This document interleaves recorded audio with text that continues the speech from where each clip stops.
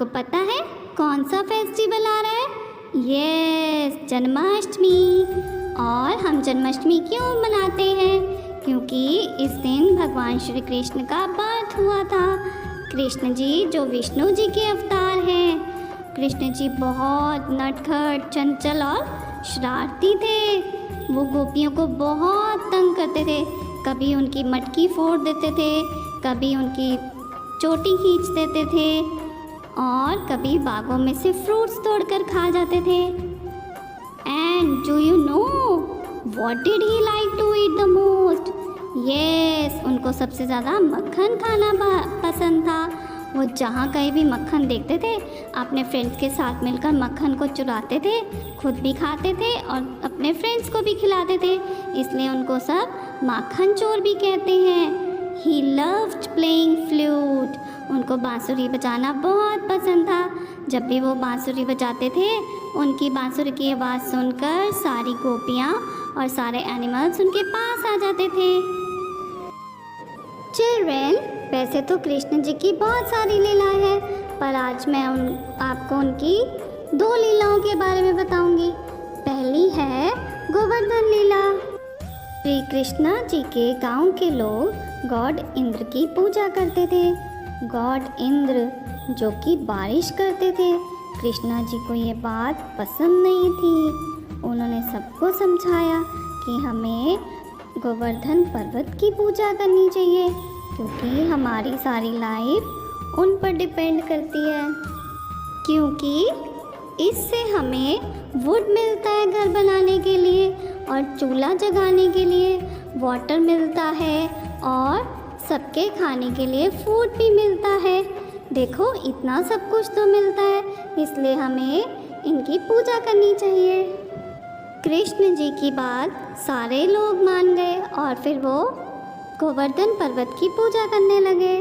ये देखकर गॉड इंद्र को गुस्सा आ जाता है और वो पता क्या करते हैं? वो इतनी बारिश करते हैं कि उनका सारा विलेज पानी में डूब जाता है।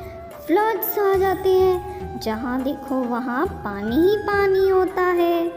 तब श्री कृष्ण जी गॉड इंद्र का घमंड तोड़ने और लोगों को बचाने के लिए अपनी सबसे छोटी फिंगर, जिसको आप पिंकी फिंगर भी कहते हो, उस फिंगर पर गोवर्धन पर्वत उठा लेते हैं और फिर सारे एनिमल्स और सारे लोगों को शेल्टर देकर उन सबको बचा लेते हैं। यह देखकर गॉड इंद्र आकर कृष्ण जी से माफ़ी मांग लेते हैं और कृष्ण जी उनको माफ़ भी कर देते हैं।